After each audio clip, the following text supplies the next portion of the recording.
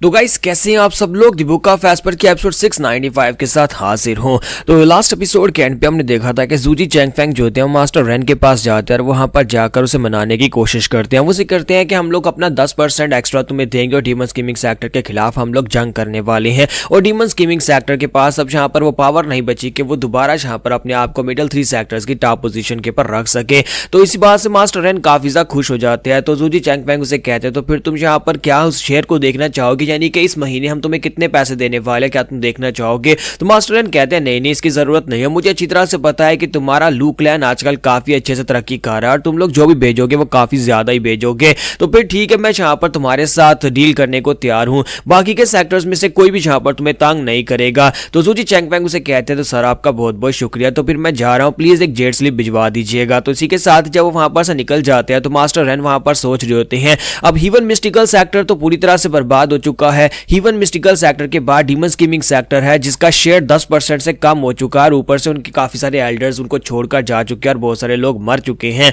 तो अब यहाँ पर सिर्फ और सिर्फ हीवन ट्रेलिंग सेक्टर बचता है जिससे इससे काफी ज्यादा फायदा होगा और उन्हें यहाँ पर ये बात बतानी पड़ेगी कि उनका लीडर कौन है। और इसी के साथ ही वो अपने एक सोल्जर को बुलाते हैं और कहते हैं कि जल्दी से एक जेट स्लिप भेजो जो कि दोनों सेक्टर्स के नाम पर होनी चाहिए, मेरे नाम से उन दोनों सेक्टर्स को, हीवन मिस्टिकल सेक्टर और डीमन स्कीमिंग सेक्टर को लिखो और कहो कि दोबारा यहाँ पर टियानजू में अपना पांव मत रखना, टियानजू में जाकर उन लोगों को तंग करने की जरूरत नहीं है, लू क्लैन के लोगों को। इसी के साथ ही वो सोल्जर हैरान परेशान वहां पर बैठा होता है। तो मास्टर रेन कहते हैं क्या हो गया, क्या तुमने ऑर्डर सुना नहीं। तो वो कहता है सर एक जेट स्लिप तो पहले वहां पर जा चुकी है या फिर नहीं गई, लेकिन हमारे लोग वहां पर से वापस आ चुके हैं। जितने लोग वहां पर उन एल्डर्स का पीछा करते हुए, डीमन स्कीमिंग सेक्टर के एल्डर्स का पीछा करते हुए वहां पर गए थे, वो सभी लोग तो वहां पर से पहले वापस आ चुके हैं। यहाँ पर आप मास्टर जूजी से बात कर रहे थे, इसी वजह से मैंने आपको डिस्टर्ब नहीं किया। असल में यहाँ पर उन लोगों से कहा गया था कि आपकी तरफ से उन्हें एक मैसेज मिला है कि वहां पर से वापस आना, क्योंकि वो लोग श्योर नहीं थे, इसी वजह से उन्हें वहां पर से वापस आना पड़ा इस बात को कंफर्म करने के लिए क्या क्या वाकई में यहाँ पर लू क्लैन के साथ आपका कोई समझौता हो गया है। तो मास्टर रेन इस बात से काफी हैरान होते हैं और कहते हैं कमीने लू क्लैन के लोग, उन लोगों ने पहले से यहाँ पर ये सारे का सारा हिसाब लगाया हुआ था कि मैं इस बात के लिए मान जाऊंगा और उन्होंने यहाँ पर हमारे लोगों को सेफली वहां पर से वापस भेज दिया, ये कहकर के मैंने उनके साथ कोई समझौता कर लिया। हालांकि यहाँ पर समझौता तो अभी आज यहाँ पर हुआ है और ये सब कुछ उन लोगों ने एक महीने पहले कर लिया है। तो इसका मतलब यह है कि लू क्लैन वाकई में काफी ज्यादा तेजी के साथ प्रोग्रेस कर रहा है और उनके पास बहुत ही तेज दिमाग के लोग हैं। लेकिन अब जबकि यहाँ पर फैसला हो चुका है तो वो अपने साथी से कहता है कि इसके बावजूद मैं चाहता हूं कि जल्दी से जाओ, जाकर जेट स्लिप उन एल्डर्स के नाम भिजवा दो। उन्हें कम से कम ये बात पता होनी चाहिए कि हीवन ट्रेलिंग सेक्टर इस वक्त यहाँ पर टियानजू को पूरी सपोर्ट दे रहा है और हीवन मिस्टिकल सेक्टर और इसके साथ साथ डीमन स्कीमिंग सेक्टर के लोगों को अब यहाँ पर इस बात की इजाजत नहीं है कि वो जाकर टियानजू में लू फैमिली के ऊपर अटैक कर सके। इसका मतलब यह है कि अब यहाँ पर सिर्फ और सिर्फ हीवन ट्रेलिंग सेक्टर का ही राज होने वाला है। तो यहाँ पर नेक्स्ट सीन एक महीने के बाद का दिखाता है कि जूजी चैंगफेंग वापस आ जाते हैं और जब चैंगफेंग वापस आते हैं तो वहां पर हंस रहे होते हैं। तो हमारा जुनहाई उनसे कहता है कि मास्टर जूजी अब वापस आ गए, मुझे जल्दी से बताया कि नतीजा क्या निकला। तो सर लैंगवू चैंग कहता है क्या तुम्हें इसके चेहरे की स्माइल देखकर पता नहीं चल रहा कि यह कामयाब रहा, वरना जी तो वहां पर मर जाता, इसके बचने के चांसेस कम थे। तो मास्टर जूजी कहता है कि तुम लोमड़ी कही कि मैं वहां पर अपनी जान को दांव पर लगाकर ये सब कुछ करके आया और तुम यहाँ पर चेयर के ऊपर बैठे हुए थे आराम से और यहाँ पर सो रहे थे मजे से। सर लैंगवू चैंग उसे कहता है कि मैं यहाँ पर आराम से कहां बैठा हुआ था, मैं भी तो यहाँ पर प्लान्स बना रहा था। तो मास्टर जूजी उसे कहता है कि हाँ मुझे पता है कि तुम यहाँ पर कौन से प्लान्स बनाते हो, सबसे बेकार किस्म के प्लान्स तुम्हारे ही होते हैं। यहाँ पर सबसे ज्यादा बढ़िया काम तो मैं और जोमिंग ही कर रहे हैं। जोमिंग को यहाँ पर वार स्ट्रेटेजिस्ट बना दिया जिसकी वजह से उसे यहाँ पर कड़े फैसले लेने पड़ते हैं। मुझे यहाँ पर कोऑर्डिनेटर बना दिया जिसकी वजह से मुझे दूसरे खतरनाक लोगों से जाकर बातें करनी पड़ती है, उनके साथ समझौते करने पड़ते हैं और तुम यहाँ पर सिर्फ घर में बैठे रहते हो। तो इसी के साथ जोमिंग भी कहता है हाँ यहाँ पर सभी लोगों को अच्छी तरह से पता है कि अगर यहाँ पर वार स्ट्रेटजीज की बात की जाए तो वो मेरी वार स्ट्रेटजी सबसे बेस्ट होती हैं और अगर यहाँ पर कोऑर्डिनेशन की बात की जाए तो सर जूजी चैंगफेंग जो है वो सबसे बेस्ट है और अगर यहाँ पर बेकार इंसान की बात की जाए तो सर लैंगवू चैंग, उनके आइडियाज बहुत ज्यादा बेकार होते हैं। तो सर लैंगवू चैंग उनसे कहते हैं कि तुम दोनों मिलकर यहाँ पर मेरा मजाक उड़ा रहे हो, तो तुम दोनों यहाँ पर ये सब कुछ क्या कर रहे हो। और साथ ही वो कहते हैं कि सर जूजी चले छोड़े इन बातों को, मुझे लगता है कि तुमने अपना 10% जो कि डीमन स्कीमिंग सेक्टर को दिया जाता है वो फिर से यहाँ पर हीवन ट्रेलिंग सेक्टर को देने का वादा करके आ गए होगे। तो जूजी चैंगफेंग उसे कहते हैं तो इसके अलावा क्या तुम्हें लगता है कि वो मास्टर रन जो कि एक लालची इंसान है वो इतनी आसानी से मानने वाला था? मुझे यहाँ पर जाते पता था कि वो कमीना इंसान अगर डीमंस गेमिंग सेक्टर के साथ मिलकर उसने ये सब कुछ किया है तो वो सिर्फ 5000 सैक्रेड स्टोन्स के लिए उसने नहीं किया होगा। वो यहाँ पर असल में डीमंस गेमिंग सेक्टर को कमजोर करना चाहता था, इसी वजह से उसने ये सब कुछ किया था। और मैंने यहाँ पर 10% का शेयर उसे देने का वादा किया जिसकी वजह से डीमंस गेमिंग सेक्टर जो है और ज्यादा कमजोर होगा। अगर उन्हें यहाँ पर हमारी सपोर्ट नहीं मिलेगी, उन्हें 10% शेयर कम मिलेगा और 10% शेयर हीवंस ट्रेलिंग सेक्टर को एक्स्ट्रा मिलेगा, तो फिर उनकी पावर लेवल्स बढ़ती जाएंगे और आने वाली डबल ड्रैगन गैदरिंग में जब दोबारा मैचेस होंगे तो उनकी पोजीशन हीवन ट्रेलिंग सेक्टर फिर से छीन लेगा। तो लू जुनहाई कहता है तो इसका मतलब यह है कि ये सभी लोग फिलहाल के लिए सेफ है, इनके ऊपर कोई खतरा नहीं है। तो जूजी चैंगफेंग कहता है कि जी क्लैन हेड आपको परेशान होने की जरूरत नहीं है। हीवन ट्रेलिंग सेक्टर के मास्टर रैन ने बाकी के दोनों सेक्टर्स को वार्निंग्स भेज दी है कि कोई भी यहाँ पर लू क्लैन के बीच में नहीं घुसेगा और ना ही आकर इन एल्डर्स को ले जाने की कोशिश करेगा। अब यहाँ पर आपको परेशान होने की जरूरत नहीं है। अब यहाँ पर जो कुछ भी होगा वो सब कुछ हीवन ट्रेलिंग सेक्टर के लोग ही करेंगे। हालांकि वो खुद भी एक लालची इंसान है, लेकिन इसके बावजूद वो यहाँ पर हमारा साथ देगा क्योंकि हमारे पास उसे जो शेयर्स मिल रहे हैं उन शेयर्स की वजह से वो कभी भी यहाँ पर हमारे खिलाफ नहीं होगा। कम से कम फिलहाल के लिए तो बिल्कुल भी नहीं होने वाला, क्योंकि हमारा मकसद और उसका मकसद एक है। वो भी यहाँ पर डीमंस गेमिंग सेक्टर को हराकर अपनी पोजीशन वापस हासिल करना चाहता है, क्योंकि वो कभी यहाँ पर मिडिल 3 सेक्टर्स का लीडर हुआ करता था और अब यहाँ पर वो बेचारा जो है वो लोअर 3 सेक्टर्स में पहुंच चुका है। तो वो सभी एल्डर्स जो होते हैं वो भी सोच रहे होते हैं कि देखो तो जरा इन लोगों के पास खुद कोई पावर्स नहीं है, यानी कि इनकी कल्टीवेशन लेवल्स बहुत ज्यादा लो है, लेकिन इसके बावजूद इनके दिमाग इतने तेज चलते हैं कि इन लोगों ने यहाँ पर बड़ी बड़ी पावर हाउसेज यानी कि बड़े बड़े सेक्टर्स जो कि इनके सेक्टर से बहुत ज्यादा बड़े हैं उनके साथ यहाँ पर डील कर ली और उनके साथ समझौता कर लिया और हमारी जान बचा ली है। तो इसी के साथ लू जुनहाई उनसे कहता है कि अब जबकि यहाँ पर सब कुछ सेटल हो चुका है तो फिर अगले प्लान की बारी है। अब जबकि यहाँ पर सब कुछ सेटल है, तुम सभी लोग सेफ हो, तो अब हम लोग यहाँ पर अपने ब्रदर जू फैन का बदला लेने के बारे में प्लान बनाएंगे। तुम सभी लोगों को यहाँ पर मिलकर प्लान बनाना होगा कैसे हम लोग यहाँ पर उन लोगों से बदला ले जिन लोगों ने, मुझे नहीं पता किसने किया है कि हमारे ब्रदर जू फैन को किसने मारा है, हम लोग उन लोगों को यहाँ पर फुल पे बैक देने वाले हैं। वो जो भी होंगे हम लोग उनको पूरी तरह से तबाह बर्बाद कर देंगे। लू क्लैन को जू फैन ने बनाया था और हम सभी के ऊपर जू फैन के पहुंचता एहसान है और जो बदला सिर्फ और सिर्फ जू फैन के क्लैन के लोग ही लेंगे, यानी कि सिर्फ और सिर्फ लू क्लैन का हक है कि हम लोग उसकी मौत का बदला लें। तो यहाँ पर हमारी एपिसोड 695 का एंड होता है और नेक्स्ट एपिसोड में देखेंगे क्या इन्हें पता चलेगा कि जू फैन की मौत के पीछे कौन कौन है।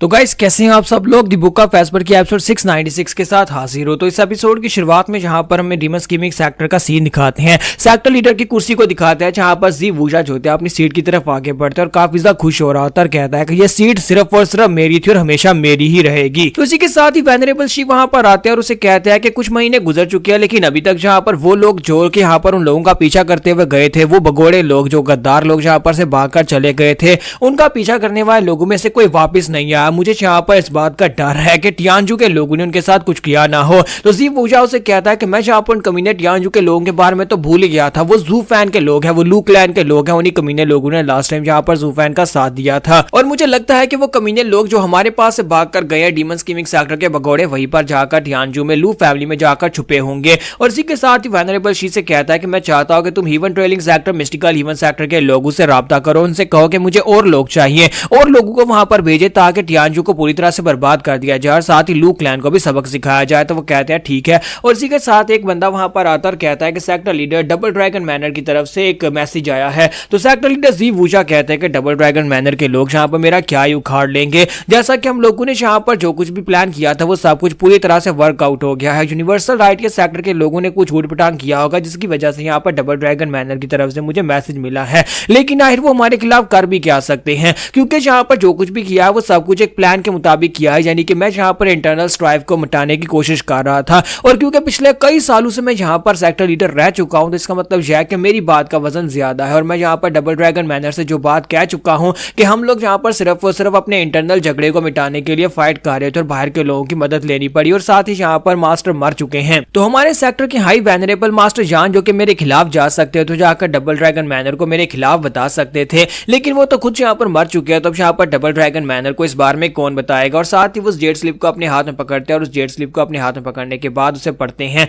जब उसे पढ़ते हैं तो पढ़ने के बाद हंसना शुरू कर देते हैं और कहते हैं कि देखा जहां पर बिल्कुल वैसा ही हुआ जैसा मैंने सोचा था। डबल ड्रैगन मैनर के लोगों ने सिर्फ हमें यहाँ पर वार्निंग दी और कहा है कि अपनी हद से मत गुजरो, इसके अलावा यहाँ पर कुछ भी नहीं कर सकते। साथ ही वूजा वहां पर उस डेट स्लिप को भी तोड़ देता और कहता है कि वो लोग मेरा कुछ भी नहीं उखाड़ सकते क्योंकि मैं यहाँ पर सेक्टर लीडर हूँ, हमेशा मैं ही सेक्टर लीडर रहूंगा। तो वेनरेबल शिव से कहता है कि डबल ड्रैगन मैनर के लोग काफी ज्यादा रिस्पेक्टेड इसलिए हैं क्योंकि उनकी स्ट्रेंथ की वजह से। हालांकि वो यहाँ पर 9 ग्रेड सेक्टर्स के मास्टर हैं, यानी कि 9 ग्रेड सेक्टर्स के लीडर भी है, लेकिन इसके बावजूद वो यहाँ पर अपनी राइटियसनेस की वजह से भी जाने जाते हैं कि वो यहाँ पर कभी भी कोई ऐसा फैसला नहीं करेंगे जिसकी वजह से किसी दूसरे सेक्टर के अंदर उनके इन्वॉल्वमेंट ज्यादा हो जाए। इसी वजह से वो लोग यहाँ पर हमारे खिलाफ कुछ कर नहीं पा रहे और ना ही यहाँ पर हमें सिर्फ और सिर्फ वार्निंग देकर वो छोड़ रहे हैं। तो सेम टाइम के ऊपर एक और लड़का वहां पर आता है और कहता है कि सर एक और मैसेज आया है। तो जी वूजा कहता है कि अब ये मैसेज किसके पास से आया होगा। तो इसी के साथ जब उस मैसेज को पढ़ता है तो बहुत ज्यादा गुस्सा हो जाता है, कहता है कमीने कहीं के ये तो सांगा एम्पायर की तरफ से एक मैसेज आया है। लास्ट टाइम यहाँ पर जब हम लोगों ने डबल ड्रैगन मैनर को जीता था, उस कंपटीशन को जीता था, तो मैं उनके पास गया था और जाकर उनके साथ एक समझौता करके आया था, उनके साथ मेरी डील हो गई थी। लेकिन अब वो यहाँ पर कह रहे हैं कि वो हमारे साथ अपनी डील को कैंसिल करना चाहते हैं। उन कमीनों की हिम्मत कैसे हुई। मास्टर शिव से कहता है कि ये सांगा एम्पायर तो काफी ज्यादा बड़ा एम्पायर है, वो लोग यहाँ पर बात करने के बाद मुकर कैसे सकते हैं। तो जी वूजा उसे कहते हैं कि हाँ यही बात तो मुझे भी हैरान कर रही है कि अचानक से वो यहाँ पर अपनी बात से फिर कैसे सकते हैं। फिर साथ ही वहां पर और बहुत सारी रिपोर्ट्स आना शुरू हो जाती हैं और जी वूजा को वहां पर बहुत सारी जेट स्लिप्स मिलती हैं और वो सभी जेट स्लिप्स को पढ़ने के बाद उन सभी को तोड़ देता है और कहता है यहाँ पर तो बहुत सारे छोटे सेक्टर्स हैं, काफी सारे बड़े एम्पायर्स हैं जिनके साथ मैं डील करके आया था, उन सभी ने अपनी डील्स को कैंसिल कर दिया है। आखिर उन लोगों को क्या लगता है, क्या उन्हें लगता है कि हम लोग मिडिल 3 सेक्टर्स में टॉप पोजीशन के ऊपर नहीं है। हम लोग अभी भी यहाँ पर मिडिल 3 पोजीशन में टॉप के ऊपर है, लेकिन इसके बावजूद हमारे पास यहाँ पर थोड़ी सी मैन पावर क्या कम होगी। उन्हें लगता है कि हम लोग उनकी प्रोटेक्शन नहीं कर सकते, इसी वजह से उन्होंने यहाँ पर हमारे साथ समझौता खत्म कर लिया है। मास्टर जी वूजा जब वहां पर गुस्सा आ रहे होते हैं तो मास्टर शिव से कहता है कि सेक्टर लीडर मेरी बात को ध्यान से सुनो, मुझे लगता है कि यहाँ पर ये सब कुछ जू फैन की वजह से हो रहा है क्योंकि जू फैन की वजह से वो लोग तुम्हारे साथ डील कर रहे थे, क्योंकि जब तुमने यहाँ पर कंपटीशन को जीता था तभी यहाँ पर उन्होंने डील की थी। तो जी वूजा उसे कहता है कि अब तुम यहाँ पर जू फैन का नाम क्यों ले रहे हो, क्योंकि यहाँ पर इस सेक्टर का लीडर तो मैं ही और मैं ही उन लोगों से डील करने के लिए भी गया था। तो मास्टर शिव से कहते हैं लेकिन उन सभी लोगों ने पहले कभी हमारे साथ डील करने की बात नहीं की थी, उनका हमारे साथ कोई भी समझौता नहीं था। लेकिन जब यहाँ पर जू फैन ने कंपटीशन को जीता तो उन्हें यहाँ पर एक उम्मीद लगी, उन्हें पता चला कि यहाँ पर उनके पास एक नया सेक्टर लीडर आने वाला है, यानी जू फैन आने वाला है जो कि यहाँ पर इस गद्दी के ऊपर बैठकर उन्हें प्रोटेक्शन देगा और वो आगे भी जा सकता है। और हो सकता है कि अगले डबल ड्रैगन गैदरिंग में वो उन्हें टॉप पोजीशन के ऊपर पहुंचा दे, यानी हमारे सेक्टर को टॉप पोजीशन पर पहुंचा दे। इसी वजह से उन सभी लोगों ने हमारे साथ डील कर लिया, हमारे साथ समझौता कर लिया। ये सब कुछ तुम्हारी वजह से तो बिल्कुल भी नहीं हुआ था। तो मास्टर शिव से वहां पर बातों ही बातों में ताने दे रहे होते हैं और उसे कह रहे होते हैं कि तुम यहाँ पर एक सेक्टर लीडर बनने के लायक ही नहीं थे। मुझे लगता है कि तुम्हारे मास्टर जान ने बिल्कुल ठीक कहा था कि तुम्हें बस यहाँ पर उस वक्त गद्दी के ऊपर इसलिए बिठा दिया गया था क्योंकि उस वक्त हमारे पास ऐसा कोई इंसान नहीं था जो कि गद्दी के ऊपर बैठने के लायक हो, इसी वजह से तुम्हें गद्दी मिली थी, वरना तुम कभी भी यहाँ पर एक गद्दी के ऊपर बैठने के लायक थे ही नहीं। तो मास्टर शिव की काफी ज्यादा इंसल्ट कर देते हैं और ये बात सुनने के बाद वूजा उसे कहता है कि मास्टर शिव मुझे लगता है कि तुम अपनी लाइन क्रॉस कर रहे हो। तो वो कहता है कि नहीं, मैं यहाँ पर अपनी लाइन क्रॉस नहीं कर रहा, बल्कि तुम यहाँ पर अपनी लाइन क्रॉस कर रहे हो। तुम्हें अपने गुस्से को चेंज करना होगा। तुम्हारे इसी टेम्परामेंट की वजह से, तुम्हारे इसी कैरेक्टर की वजह से तुमने अपने मास्टर को मरवा दिया और साथ ही जू फैन जैसे एसेट को यहाँ पर से निकाल दिया, जिसकी वजह से अब यहाँ पर हम लोग काफी बड़े खतरे में हैं। हमारा सेक्टर अगर यहाँ पर तुम इसे राइज करवाना चाहते हो तुम्हें अपने आप को बदलना पड़ेगा। और साथ ही उसे वहां पर गद्दी के ऊपर धक्का देकर बिठा देता है और उसे कहता है कि जी वूजा तुम्हें इस बात को समझना होगा, हम लोगों ने यहाँ पर इतनी मेहनत करके इस गद्दी को हासिल किया है, लेकिन तुम्हें पता होना चाहिए कि जिस चीज को हासिल किया जाता है उसके लिए यहाँ पर बहुत बड़ी कीमत भी चुकानी पड़ती है। अब गद्दी तो तुम्हें मिल चुकी है, लेकिन इसके लिए अब यहाँ पर तुम्हें इसकी कीमत चुकानी पड़ेगी। तो यहाँ पर हमारी एपिसोड 696 का एंड होगा और नेक्स्ट एपिसोड में देखेंगे अब आगे क्या होने वाला है। तो गाइस कैसे हैं आप सब लोग। बुक ऑफ एस्पर के एपिसोड 697 के साथ हाजिर हो। तो लास्ट एपिसोड के एंड पे हमने देखा था कि मास्टर शी जो होते हैं वहां पर जी वूजा को गद्दी के ऊपर बिठाते हैं और उसे कहता है कि अब हमें कीमत तो चुकानी पड़ेगी, तुमने यहाँ पर गद्दी के लिए लालच की थी और अब यहाँ पर गद्दी तुम्हें मिल चुकी है। तो जैसे वो नीचे उतर कर आते हैं एक और लड़का वहां पर रिपोर्ट लेकर आता है, तो शिव से कहता है कि ये रिपोर्ट मुझे दो और आज के पास सारी रिपोर्ट्स मुझे ला कर देना, क्योंकि सेक्टर लीडर इस कंडीशन में नहीं है कि वो यहाँ पर इस तरह की रिपोर्ट्स को देख सके। और जैसे वहां पर उस रिपोर्ट को पढ़ते हैं, पढ़ने के बाद जी वूजा से कहते हैं मास्टर रेन की तरफ से ये लेटर आया है। मास्टर रेन ने हमें यहाँ पर कहा है कि हम लोग यहाँ पर टियानजू की तरफ आंख उठाकर भी ना देखें। उन्होंने यहाँ पर क्लियरली हमें वार्निंग दिया है कि आज के बाद से टियानजू के गार्डियन सेक्टर वो है, यानी कि हीवन ट्रेलिंग सेक्टर के लोग हैं। और साथ ही उन्होंने ये भी बताया है कि उन लोगों ने टियानजू की तरफ से 10% जो हमें शेयर मिलता था उसे कम कर दिया गया है और वो हीवन ट्रेलिंग सेक्टर को मिले करेगा। तो ये बात सुनने के बाद जी भूषा जो होता है उसे और भी ज्यादा गुस्सा आता है। तो मास्टर शिव से कहता है कि मुझे लगता है कि अब यहाँ पर हमारे आसपास काफी सारे ऐसे लोग हैं जो कि पहले हमारे दुश्मन थे, तुमने यहाँ पर सांपू को अपनी मदद करने के लिए बुलाया था। तो लगता है कि टियानजू के अंदर काफी सारे समझदार लोग हैं जिन लोगों ने यहाँ पर हीवन ट्रेलिंग सेक्टर को अपनी साइड पर ले लिया है। तो यही पर से नेक्स्ट सीन जो होता है हमें लू क्लैन का दिखाया जाता है, जहां पर वो सभी इथेरियल मास्टर्स जो होते हैं वहां जुनहाई उन सभी को अपने साथ लेकर अंडरग्राउंड केव में जाता है। तो वहां पर बहुत सारे क्रिस्टल्स पड़े होते हैं, ये सारे के सारे सैक्रेड स्टोन्स होते हैं। तो मास्टर जैंग जो होते हैं वो देखकर कहता है कि ये क्या है, ये इतने सारे सैक्रेड स्टोन्स तुम्हारे पास कहां से आए, ये तो बहुत ज्यादा है। तो जुनहाई कहता है क्या ये बहुत ज्यादा है? तो वो से कहता है हाँ ये बहुत ज्यादा है। तो जुनहाई कहता है कि मुझे नहीं पता कि ये क्या है, लेकिन जब यहाँ पर बटलर जू फैन ने लास्ट टाइम मदद के लिए बुलाया था हीवन मिस्टिकल सेक्टर के ऊपर अटैक करने के लिए, तुम्हारे बहुत सारे लोग मारे गए थे। इसी वजह से जू फैन ने अपने पास से 1 मिलियन क्रिस्टल्स हमें दिए थे और कहे थे कि इन क्रिस्टल्स की मदद से हम लोग जल्दी से ब्रेक थ्रू कर सकते हैं और स्ट्रॉन्गर बन सकते हैं, इससे हमारा सेक्टर तेजी से ग्रो होगा। मुझे ये तो नहीं पता कि ये क्रिस्टल्स एग्जैक्टली करते क्या है, लेकिन मुझे इतना पता है कि इन क्रिस्टल्स को हमने यहाँ पर बेसमेंट में रखा था और काफी सारे रेडियंट स्टेज के एक्सपर्ट जो कि यहाँ पर इनकी रखवाली कर रहे थे वो ब्रेक थ्रू करने के बाद इथेरियल स्टेज में ब्रेक थ्रू कर गए, यानी कि ये काफी कमाल के और इनके अंदर से बहुत ही पावरफुल एनर्जी रेडिएट होती है। और मुझे लगता है कि इन क्रिस्टल्स को हम लोग यूज करेंगे जू फैन का बदला लेने के लिए। तो मास्टर जैंग कहते हैं कि तुम्हें यहाँ पर पता ही नहीं है क्या है, ये क्या है, ये तो पूरे 1 मिलियन क्रिस्टल्स है, वो भी सैक्रेड स्टोन्स है। क्या तुम्हें पता है कि 1 मिलियन सैक्रेड स्टोन्स इतने तो मेरे ख्याल में यहाँ पर डबल ड्रैगन मैदर के पास भी नहीं होंगे। और वो सभी एल्डर्स जो होता है वो एक साथ चलाकर कहता है कि हमें भी यहाँ पर तुम्हारे क्लैन को ज्वाइन करना है, हमें भी अपने साथ ले लो, हम लोग भी यहीं पर रहकर कल्टीवेट करना चाहते हैं। अगर हमें पहले से पता होता कि जू फैन इतने सारे क्रिस्टल्स अपनी जेब से निकाल सकता है तो फिर हमें वहां पर डबल ड्रैगन मैदर में जाकर फाइट करने की जरूरत ही नहीं पड़ती, क्योंकि वहां पर तो सिर्फ और सिर्फ सैक्रेड स्टोन्स के लिए फाइट की जाती है। तो यहीं पर से दूसरी तरफ दिखाते हैं जहां पर युन चैंग जो होती है बाहर खड़ी होती है और हमारी जो मिस युन होती है उसके पास आती है और उसे कहती है कि मुझे लगता है कि तुम्हें परेशान होने की जरूरत नहीं है, हम लोग बहुत ही जल्दी यहाँ पर सैक्रेड स्टोन्स जो यहाँ पर वो माँ जू फैन छोड़कर गया था उनकी मदद से जू फैन की मौत का बदला लेंगे। तो वो कहते हैं कि बदला लेने का क्या फायदा जबकि जू फैन जा चुका है। और दूसरी तरफ हमारी चूचू को दिखाता है कि हमारी चूचू परेशान खड़ी होती है और अल्टीमेट क्लैरिटी सेक्टर का यंग मास्टर उसके पास आता है और उसे कहता है